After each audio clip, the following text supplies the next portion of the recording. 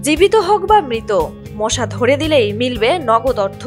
প্রাণঘাতী ডেঙ্গু থেকে বাঁচতে ভিন্ন ধর্মী এই উদ্যোগ নিয়েছে দক্ষিণ এশিয়ার দেশ ফিলিপাইন। রাজধানী ম্যানিলায় মধ্য অঞ্চলীয় এলাকায় একটি শহরে ডেঙ্গু প্রতিরোধে অভিনব এই উদ্যোগ নেওয়া হয়েছে বলে জানিয়েছে কর্তৃপক্ষ।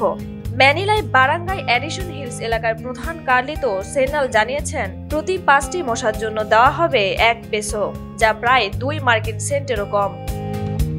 সম্প্রতি ফিলিপাইনে ডেঙ্গুর প্রকোপ বেড়েছে।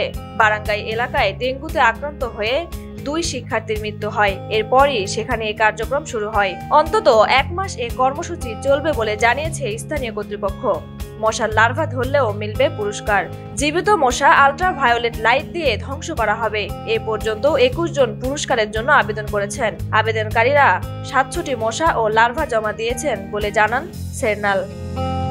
ফিলিপাইনের স্বাস্থ্য বিভাগ বিবিসিকে জানিয়েছে, ডেঙ্গু প্রতিরোধে স্থানীয় প্রশাসনের উদ্যোগের প্রশংসা করেছে তারা। তবে এই ধরনের পরিকল্পনার কার্যকারিতা নিয়ে মন্তব্য করতে তারা অস্বীকৃতি জানিয়েছেন।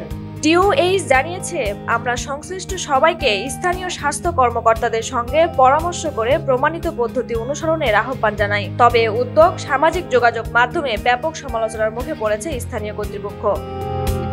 ফিলিপাইনের স্বাস্থ্য বিভাগ জানিয়েছে, চলতি বছর 1 ফেব্রুয়ারি পর্যন্ত দেশে 28,234 জন ডেঙ্গুতে আক্রান্ত হয়েছেন, যা গত বছরের তুলনায় 40% বেশি। কর্তৃপক্ষ বাড়ি ও বাড়ির চারপাশ পরিষ্কার রাখা, জমে থাকা পানি অপসারণ, দীর্ঘ পোশাক পরা ও মশার কামড় থেকে বাঁচতে প্রতিরোধমূলক ব্যবস্থা নেওয়ার আহ্বান জানিয়েছেন। Tanzil Akter, news now 24।